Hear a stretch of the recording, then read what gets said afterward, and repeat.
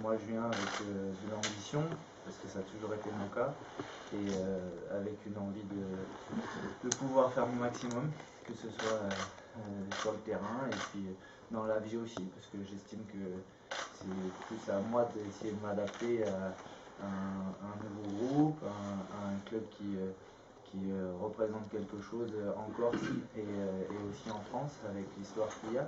Donc non, je suis heureux de pouvoir vivre ce nouveau projet et satisfait et hâte de débuter.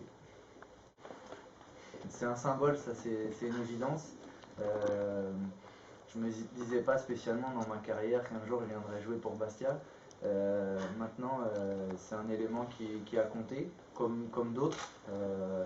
Je les ai exprimés, à savoir le fait d'avoir un échange sincère avec le coach et le président, sous forme d'humilité, sous forme d'ambition aussi, donc, et de plaisir, de partager des émotions, plaisir de pouvoir évoluer au plus haut niveau et le plus rapidement possible. Après, il y a le fait de continuer à jouer en Ligue 1, qui était pour moi un double objectif. Le fait que Didier Deschamps souhaitait que je retrouve au plus vite un club et aussi en Ligue 1. Et puis moi personnellement, la possibilité de faire des matchs pour essayer d'aller chercher le record de Jean-Luc Ettori. Donc tous les éléments que Bastien me proposait me correspondaient bien et c'est pour ça que ça a été relativement rapidement sur les 3 ou 4 derniers jours quand il a fallu discuter contractuel parce que c'était pas vraiment là le moteur le plus important à mes yeux. Vous savez, quand on a joué 3 ans à Paris dans les conditions dans lesquelles j'ai joué, je pense qu'il y a un club en France, quand on se déplace en province, qui n'est pas spécialement bien aimé, c'est le PSG.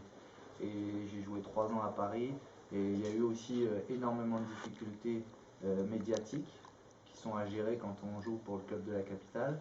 Il y a eu aussi des gros problèmes avec les supporters, et de ce que j'ai constaté, les problèmes à Bastia sont pas du tout de cette dimension-là. Et finalement, il y a des choses qui sont peut-être justes, d'autres qui sont injustes, mais en tout cas, c'est pas quelque chose qui me fait peur. C'est pas, voilà, moi, dans un premier temps, je viens pour le terrain, et je viens aussi pour la volonté du coach et le discours du coach. Et je viens aussi parce que, à travers les questions et les échanges que j'ai eus avec le président et maintenant d'autres actionnaires, moi, je sens des gens qui ont envie de faire progresser le Sporting, qui ont envie d'amener le Sporting le plus haut possible, en étant aussi en adéquation avec les règles et en faisant que bah voilà, il y a des choses à faire, il y a des choses à pas faire. Et moi je sens un discours et une volonté qui est saine. Et c'est pour ça que moi j'appréhende pas. Je suis comme d'habitude quand je vais dans un endroit où j'ai plein d'ambition, j'ai plein de motivation. Et bah, ça sera un partage pour essayer d'avoir les meilleurs résultats possibles parce que c'est toujours le terrain qui donne un rôle particulier par rapport à sa défense. Donc obligatoirement, quand on est gardien, c'est qu'on doit avoir une emprise mais saine parce que pour moi, pas prendre de but, c'est quelque chose de collectif à travers une organisation, à travers des coups de pied arrêtés qui ont une énorme importance aujourd'hui dans le foot. Donc bah, c'est toutes ces choses-là qui vont être essentielles, mais comme d'habitude, c'est en échangeant à la fois avec le coach, à la fois avec ses partenaires, c'est en essayant de mettre des choses en place pour progresser. Et puis après, pas tout révolutionner non plus. J'espère apporter des choses, bien sûr, parce que sinon je me dirais je viendrais pas là où je n'aurais pas cette sensation de pouvoir apporter quelque chose. Mais ce qui est sûr, c'est qu'il y a une marge de progression intéressante. Et bien sûr que j'ai envie et on aura envie de faire mieux sur cette deuxième phase. Quel que soit son aura, quelle que soit sa qualité, quel que soit son parcours, il faut faire attention de ne pas trop charger la mule. C'est-à-dire que ce serait facile pour moi aujourd'hui de dire on a pris beaucoup de buts, ben Mika arrive tel Zoro et puis il va nous sauver de cette situation-là. Il faut faire attention à ça. Mika, comme il a dit très justement, doit s'adapter à son nouveau coéquipier, il doit s'adapter à son nouveau club, il doit s'adapter à une nouvelle ville.